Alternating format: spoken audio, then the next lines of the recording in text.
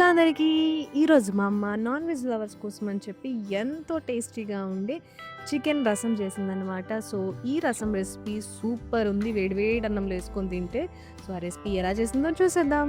ముందుగా మిక్సీ జార్‌లో కొద్దిగా పుదీనా, టమాటో అండ్ చింతపండు వేసుకొని పేస్ట్ చేసి పక్కన పెట్టుకోవాలి. ఆ తర్వాత డ్రై ప్యాన్‌లో కొద్దిగా ధనియాలు, దాల్చిన చెక్క, లవంగం, మెంతులు అండ్ మిరియాలు వేసుకొని డ్రై రోస్ట్ చేసుకొని వీటిని కూడా చల్లారిన తర్వాత పౌడర్ చేసి పక్కన పెట్టేసుకోవాలి.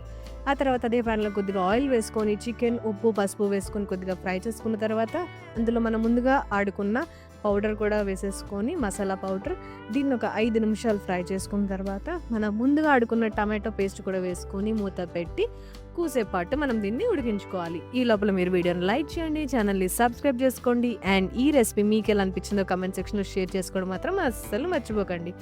ఆ తర్వాత 5 నిమిషాల తర్వాత ఇందులో కొద్దిగా వాటర్ పోసుకొని అండ్ కొద్దిగా ఉప్పు అండ్ కారం కూడా వేసుకోండి టేస్ట్‌కి తగ్గట్టుగా.